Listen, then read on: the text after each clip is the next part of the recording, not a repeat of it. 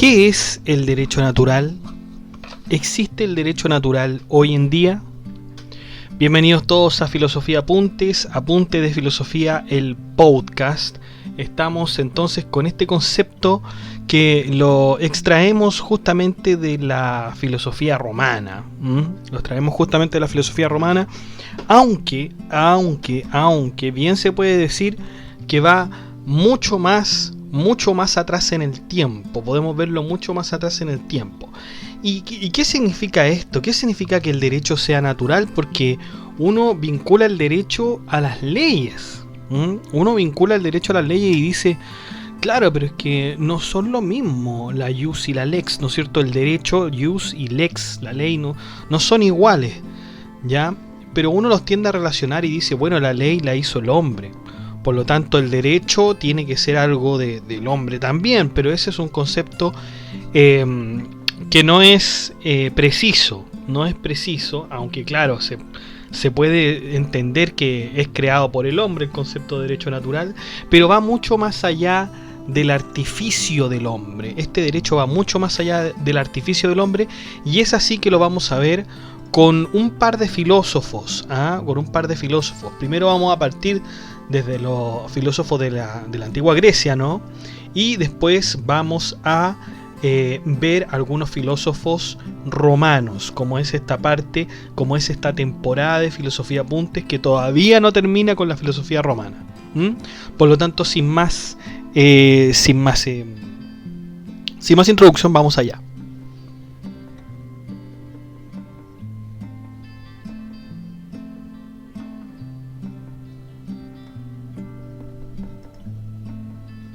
Bueno, en primer lugar tenemos que contestar la pregunta de rigor. ¿Qué es el derecho natural? Bueno, es una rama del derecho que se basa en las particularidades de la naturaleza humana. En el Imperio Romano, el derecho natural era visto como algo que no se podía modificar, es decir, era inmutable, ya que nadie puede impedir que la naturaleza se reproduzca. Este concepto ya lo habíamos visto algo, de hechos, en el mismo Aristóteles, ¿no es cierto? Pero vamos más atrás. Vamos con los sofistas. Muchos sofistas daban prioridad a la naturaleza, diciendo que todo lo que es natural pertenece a la divinidad. Las leyes que son creadas por el hombre son leyes imperfectas, ¿no es cierto? Las leyes que son creadas por el hombre son leyes imperfectas que siempre deben modificarse, pero las leyes naturales son perfectas, pues nunca necesitan de cambios, ¿no es cierto? Entonces lo primero que tenemos que entender, tenemos dos tipos de leyes, una que es creada por el hombre, y otra que proviene de la naturaleza. Hay ley natural, ¿no es cierto? Y la ley del hombre, la ley del humano, ¿no es cierto? La ley del hombre siempre está sometida a cambios. Usted puede ver cuántos cambios se han hecho en las leyes de su país, ¿no es cierto? Pueden tener distintos nombres. Algunos se llaman decreto ley, decreto supremo promulgatorio, reglamentos, ordenamientos.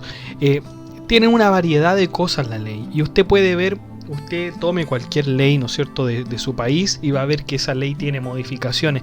Tiene tremendas modificaciones, enmiendas, correcciones, etcétera. En cambio, la ley natural, chicos, no tiene nada de eso. No tiene modificaciones ni nada. La ley natural podríamos ejemplificarla muy generalmente, por ejemplo, con el crecimiento de una planta. Una planta, ¿no es cierto?, crece siempre de la misma forma y necesita siempre las mismas cosas.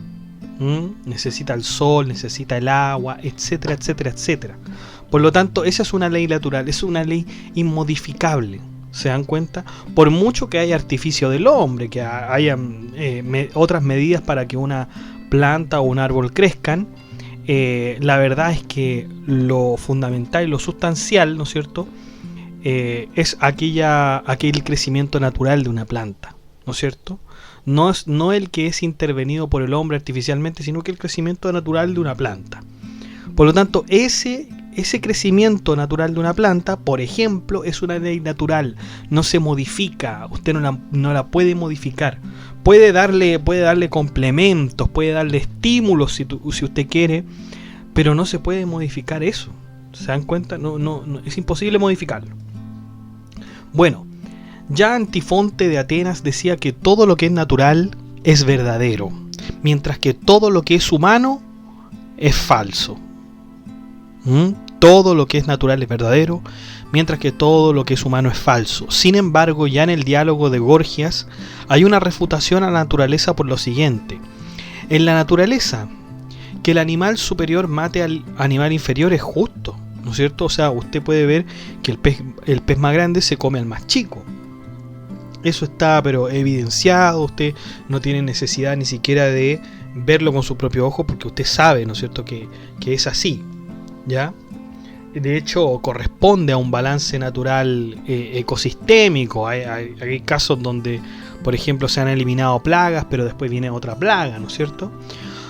Por otro lado, en lo humano, que un hombre superior mate a un hombre inferior es injusto. ¿Se dan cuenta la diferencia entre la ley natural y la ley humana? En lo humano, que un hombre superior mate a un hombre inferior es injusto. En cambio, en la ley de naturaleza, un animal superior que mate a un animal inferior es justo, ¿no es cierto? Corresponde al equilibrio. Si nos guiamos por la naturaleza, entonces la convivencia humana no podría sostenerse, ¿no es cierto? Si nos matamos unos a otros, no podríamos tener todo lo que tenemos, ¿no es cierto? Se necesita que aquellos hombres no instruidos aprendan nuevas cosas para que puedan servir a la sociedad. En cambio, un animal que es inferior, que está herido y que lamentablemente quizás no puede estar tan aventajado como otros animales, ese animal va a terminar muerto, es lo más probable. Va a terminar en desventaja y por lo tanto va a terminar muerto. En cambio, en las leyes del hombre esto no es así. Esto es lo que decía ya, esta era la discusión, ¿no es cierto?, que tenían los sofistas. Y si usted quiere ver esta discusión en detalle, bueno, puede ir usted al podcast y a la entrada que tenemos del blog sobre los sofistas, donde discuten justamente este tema. Vamos con Platón ahora. El filósofo Platón tenía un código de delitos que consideraba muchas cosas de la naturaleza humana, dando algunas concesiones a los impulsos humanos. Por ejemplo, el mismo Platón decía que si un hombre era asesinado a través de la ira del homicida, entonces este sería perdonado, pues la ira era considerada una especie de conducta incontrolable. O sea, si yo lo mataba porque me enojé y producto de ese enojo yo agarro un cuchillo y lo mato, entonces eso estaba perdonado, de acuerdo con Platón, porque la ira es algo incontrolable, no depende de mi voluntad. Para Platón, solo los delitos voluntarios, premeditados, serían castigados, pues el filósofo pensaba que todo el bien se hace voluntariamente, mientras que el mal se hace involuntariamente. Pero hacer el mal voluntariamente es tremendamente reprochable. O sea, si uno hace el mal ya voluntariamente, ya es tremendamente reprochable. ¿Ya? Bueno, para más información en todo caso con respecto a Platón y su visión de lo voluntario e involuntario con respecto al bien y el mal, usted puede consultar el libro de las leyes, ¿no es cierto? El libro 9 y 10 de las leyes, donde hay una especie de código de delitos, de acuerdo con Platón. Vamos con Aristóteles entonces. Para Aristóteles, el derecho natural se veía claramente en los hechos que no van contra la naturaleza. Por ejemplo, que existan amos y esclavos es un hecho natural. Pasa incluso en la naturaleza, donde el pez más grande se come al más chico. Entonces Aristóteles hace una extrapolación de la naturaleza a la vida humana. Claro, habíamos dicho, ¿no es cierto? Habíamos dicho con los sofistas que en la ley de los animales el más superior se come, ¿no es cierto?, o mata al inferior. Y dijimos que en la ley humana eso no era posible, pero fíjense lo que dice Aristóteles. Dice, está bien, no es posible, pero es posible que existan amos y esclavos, es decir, superiores e inferiores, porque es un hecho natural que exista gente superior a otra, dice Aristóteles. Es tremendamente natural. Y quizás, bueno, no lo quiero justificar a Aristóteles, pero es verdad que usted a simple vista ve hombres y mujeres que son superiores que otros, en el sentido quizás de conocimientos, en el sentido quizás a lo mejor moral incluso, o también en cuanto al cuerpo. Por lo tanto, esta es la visión, ¿no es cierto?, que tenía Aristóteles, y con esto Aristóteles justifica algo muy importante: la esclavitud. La justifica, ¿no es cierto?, porque es una cuestión natural que hombres, ¿no es cierto?, que existan seres superiores, o sea, hombres superiores, y que los inferiores se sometan a este. Como siempre existirá alguien superior, entonces siempre se establecerá una dicotomía de amo y esclavo que representa el derecho natural. Por lo tanto, así como el alma manda al cuerpo, hay hombres nacidos para mandar y otros totalmente nacidos para obedecer. Aristóteles es mucho más claro en el concepto de derecho natural, hablando directamente sobre justicia natural, y esto lo podemos ver en el libro quinto de la Ética Nicómaco. Aristóteles describe lo que es la justicia natural, haciendo al mismo tiempo una distinción con la justicia legal. Fíjense, dice Aristóteles: la justicia natural no es un tipo de justicia inmutable que se aplica y se manifiesta más allá si a alguien le parece o no.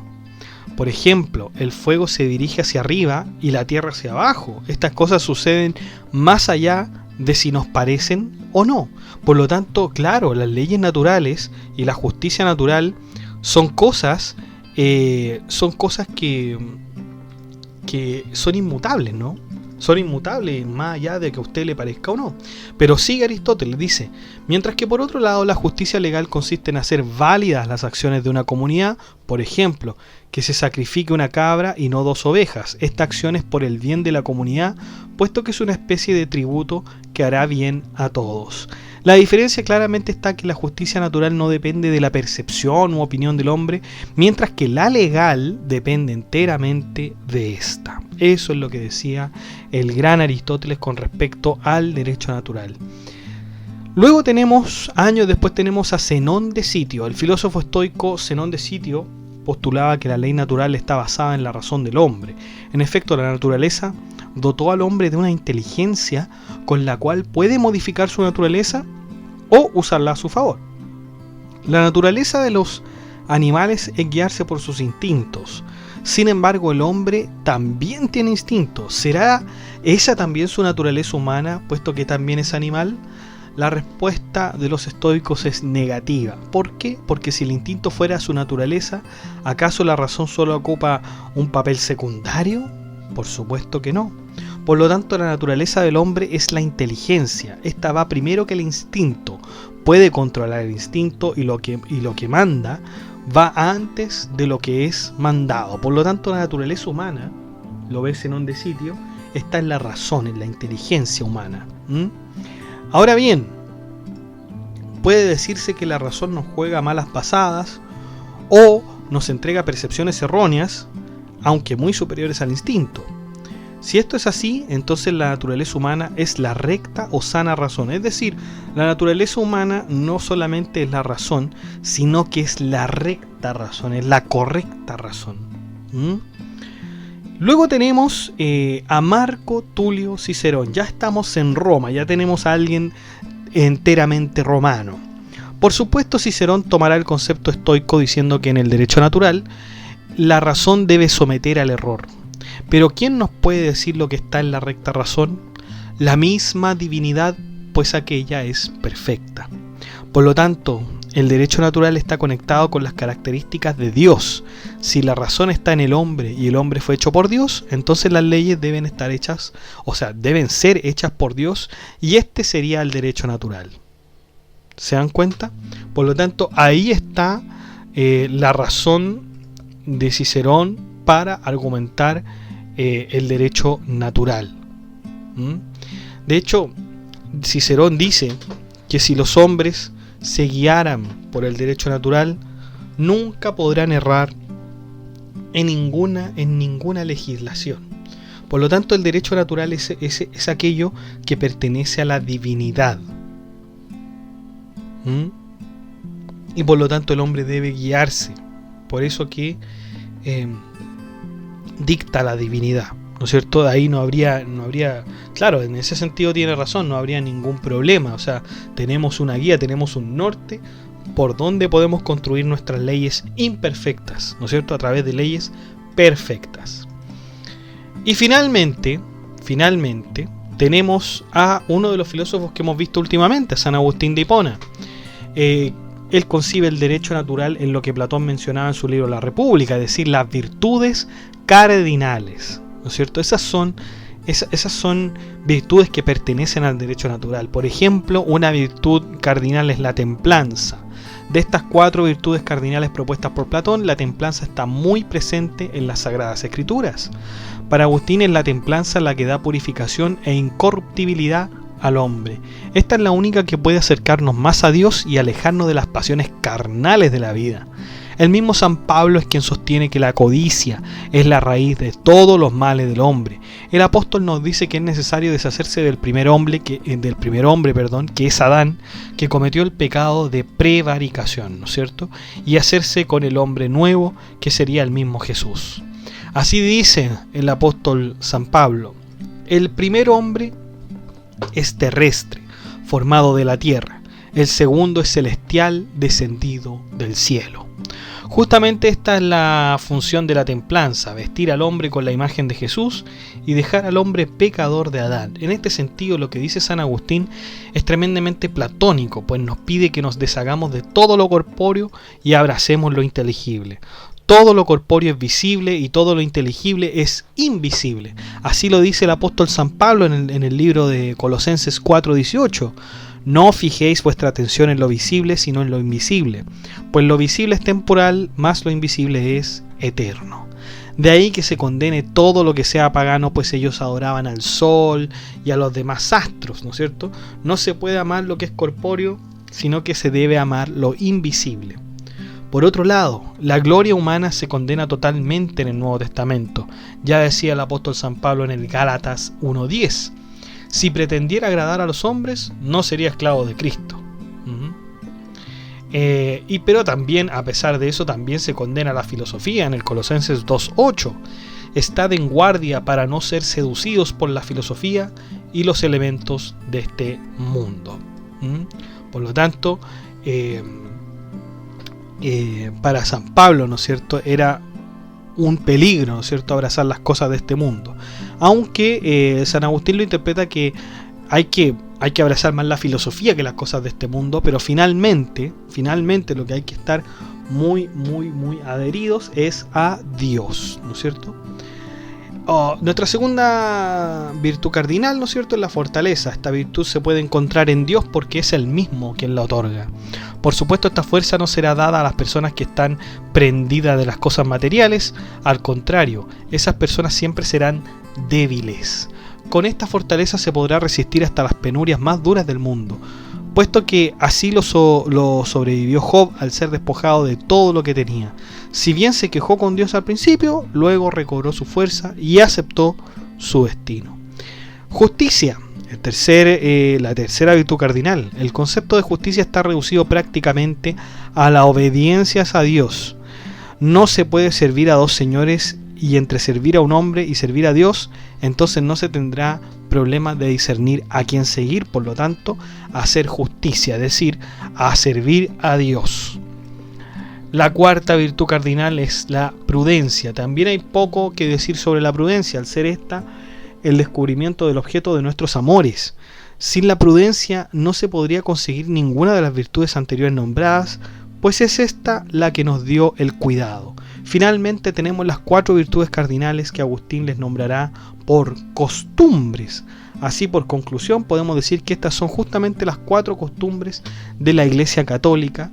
Y por cierto que como son costumbres, son cosas naturales y por lo tanto las virtudes cardinales pertenecen al derecho natural. Es natural, ¿no es cierto?, ser prudente, justo, tener la fortaleza, ¿no es cierto?, y la templanza. Y uno puede objetar a San Agustín y decir, pero a ver, señor San Agustín, es muy difícil tener esto, pareciera que más bien no es natural, pareciera más bien que nosotros arrancamos, ¿no es cierto?, de estos conceptos. Pero esto se desecha, este planteamiento. ¿Por qué? Porque si la costumbre o lo natural fuera el mal, es decir, es costumbre que el hombre haga el mal, entonces sería natural que el hombre hiciera el mal y por lo tanto no tendría no habría ningún problema en que hiciera el mal el hombre, y por lo tanto estaría justificado de hacer el mal, porque el mal en ese sentido sería una cosa normal. El mal sería algo normal, natural, de lo cual yo no me tengo que preocupar, porque es una cuestión que pertenece tanto a mi ser, ¿no es cierto?, a mi ser, que yo lo hago nomás y no tengo ningún problema, porque justamente está ahí, integrado en la naturaleza. Es como, no sé, es como pedirle a un gato que no sea gato, pedirle a un perro que no sea perro, ¿no es cierto? Es tremendamente difícil, ¿no es cierto? Bueno, también debemos decir algo más en lo que respecta al concepto de orden. En efecto, todo lo que está en orden corresponde a la naturaleza, todo lo que está en desorden no corresponde a la naturaleza. Todo lo que está en desorden está a voluntad del hombre, ¿no es cierto? Por lo tanto, todo lo que está en contra de la naturaleza es malo y debe ser castigado. En otras palabras, todo lo que va en contra del derecho natural debe ser sancionado. Por supuesto, estas son concepciones del mundo antiguo que se han ido desarrollando a través del tiempo. Por lo demás, las grandes modificaciones y concesiones del derecho natural se dieron con gran énfasis en la Edad Media con Santo Tomás de Aquino, que lo redujo estrictamente al campo teológico, aunque también tomando las influencias de Marco Tulio Cicerón. En fin, desde los últimos tiempos de la Edad Media, el jus naturalismo, es decir, el derecho natural, comienza a tener una brecha de división, teniendo dos dominaciones: el justnaturalismo clásico y el justnaturalismo moderno. Esto de lo que hemos estado hablando, chicos, es el justnaturalismo clásico. Es el clásico, no es el moderno. Y como clásico, bueno, nosotros solamente hemos visto a los filósofos de la época romana, ¿ya? Este es el derecho natural comprendido entre los romanos, comprendiendo el periodo del Imperio Romano. Después vienen, ¿no es cierto?, los de la Edad Media con Santo Tomás de Aquino y tantos otros que vamos a investigar. No se preocupen, ¿ya? Por mientras tenemos a estos grandes filósofos.